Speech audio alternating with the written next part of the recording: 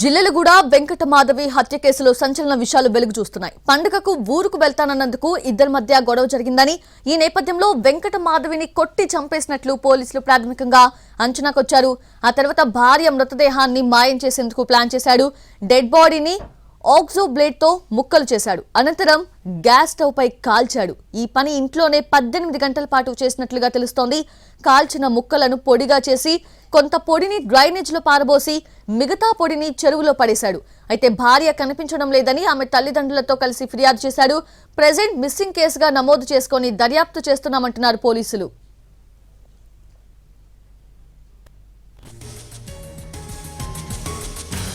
జిల్లెలగూడ వెంకట మాధవి హత్య కేసులో సంచలన విషయాలు. పండక్కి ఊరికి వెళ్తానని అన్నందుకే ఇద్దరి మధ్య గొడవ జరిగినట్లుగా తెలుస్తోంది. తీవ్ర స్థాయిలో జరిగిన గొడవలో వెంకట మాధవిని కొట్టి చంపాడు భర్త గురుమూర్తి.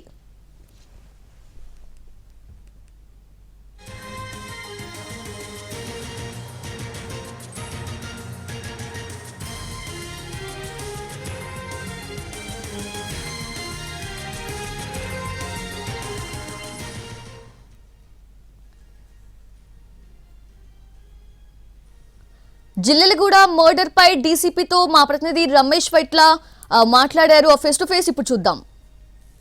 మీర్పేటలో జరిగిన ఘటనపైన పోలీసుల విచారణ కొనసాగుతుంది. అయితే దీంట్లో అటు భర్త మిస్సింగ్ కేసు అని చెప్పాడు. ఆ తర్వాత పోలీసులకు అనుమానం వస్తే చెక్ చేస్తే అది హత్యగా తేలిపోయింది. అయితే దీనికి సంబంధించి అటు పోలీసుల విచారణ అయితే కొనసాగుతుంది. తల్లిదండ్రులు కావచ్చు, భర్త వీళ్ళు ఇచ్చిన ఫిర్యాదు పైన అటు పోలీసులు ప్రస్తుతానికి ఆ భర్తనే కస్టడీలో తీసుకొని విచారిస్తున్నారు. అయితే దీనికి సంబంధించి కొన్ని సంచలన విషయాలు వెలుగులోకి వస్తున్నప్పటికీ అసలు విషయాన్ని మొత్తం వెరిఫై చేసేందుకు పోలీసులు నానా యాతన పడాల్సి వస్తుంది. దీనికి సంబంధించి ప్రస్తుతానికి పోలీసులు ఫోరెన్సిక్ కావచ్చు, మిగతా క్లూస్ సంబంధించిన వాళ్ళ సహాయం తీసుకొని ముందుకు వెళ్ళే ప్రయత్నం అయితే చేస్తున్నారు. అయితే అసలు దీనికి సంబంధించి భర్త తర్వాత తల్లిదండ్రులు ఇచ్చిన ఫిర్యాదు ఏంటి, అసలు పోలీసులు ఏం చేస్తున్నారు, దీనికి సంబంధించి ప్రస్తుతం డీసీపీ గారు ఉన్నారు. సార్ చెప్పండి, వెంకట మాధవ్ సంబంధించి విషయంలో అసలు ఏం జరిగింది? అంటే మనకు ఈ 18వ తేదీ నాడు ఆ మాధవి వాళ్ళ పేరెంట్స్ వచ్చి మన మీర్పేట పోలీస్ స్టేషన్లో తమ యొక్క కూతురు కనిపించడం లేదని చెప్పేసి మనకు ఒక మిస్సింగ్ కేసు ఇవ్వటం జరిగింది. దాని ఆధారంగా విచారించినప్పుడు అమ్మాయి తల్లిదండ్రులతో పాటు భర్త కూడా ఆ టైంలో మనకు వచ్చి కంప్లైంట్ చేయడం జరిగింది. తర్వాత అక్కడ ఉన్నటువంటి సీసీ ఫుటేజ్ కావచ్చు, ఇతర అంశాలను అన్నీ విచారించిన క్రమంలో ఆ మాధవి ఇంట్లోకి వెళ్ళినటువంటి సీసీ ఫుటేజ్ మాత్రమే మనకు అవైలబుల్ ఉంది. రిటర్న్ బయటకు వెళ్ళింది లేదు.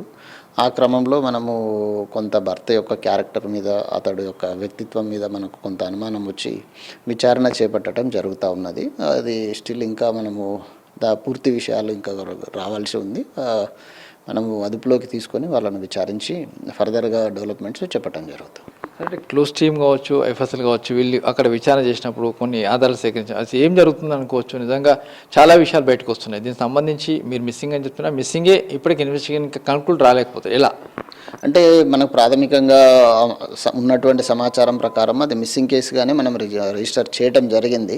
సబ్సిక్వెంట్గా మనకు కొంత ఏమైనా హత్య జరిగి ఉంటుందనే కోణంలో కూడా మనము విచారణ చేపట్టినప్పుడు కొంత ఆ దిశగా కొంత మనకు అనుమానాలు కూడా బలంగా భర్త పైన అనుమానాలు తలెత్తడం జరుగుతూ ఉన్నది. దాని విషయంలో మన క్లూస్ టీం కావచ్చు, ఎఫ్ఎస్ఎల్ టీం కావచ్చు, అందరూ వెరిఫై చేసి కొంత మర్డర్ ఏమన్నా జరిగిందేమో ఇంట్లో అనేటువంటి ఒక కోణంలో మనము విచారణ జరపడం జరుగుతూ ఉంది. మనకు అది ఇన్వెస్టిగేషన్ కూడా 1-2 డేస్లో ఫైనలైజ్ అవుతుంది. ఆ తర్వాత మనము కావాల్సినటువంటి అన్ని విషయాలు తెలియపరచడం జరుగుతుంది. గురుమూర్తి ఫ్యామిలీ బ్యాక్గ్రౌండ్ ఏంటి, వీళ్ళ మ్యారేజ్ ఎప్పుడైంది ఏంటి, వీళ్ళు ఎక్కడ ఉంటారు, ఏం చేస్తుంటారు? వీళ్ళంతా నంద్యాలకు సంబంధించినటువంటి వాళ్ళు. 13 సంవత్సరాల క్రిందట వీరికి వివాహమై 2 పిల్లలు ఉన్నట్టుగా తెలుస్తుంది. ఇతడు మనకు ఎక్స్ ఆర్మీగా తెలుస్తూ ఉన్నది గురుమూర్తి. ఇక్కడే మనము లోకల్గా సెక్యూరిటీ గార్డ్గా కూడా పనిచేయటం జరుగుతూ ఉంది. వీరికి గతంలో కూడా ఇద్దరికి గొడవలు అయినట్టు, గ్రామంలో పంచాయతీ అయినట్టు కూడా మనకు ఉన్నటువంటి సమాచారం ఆధారంగా తెలుస్తూ ఉంది. ఈ క్రమంలోనే వీళ్ళిద్దరి మధ్య కూడా ఈ సంక్రాంతి పండగకు తల్లిగారింటికి వెళ్తా అన్నటువంటి అంశం మీద ఈ మాధవి అడిగినప్పుడు వీళ్ళిద్దరి మధ్య కూడా కొంత గొడవ అయినట్టు మనకున్నటువంటి ప్రాథమిక సమాచారం.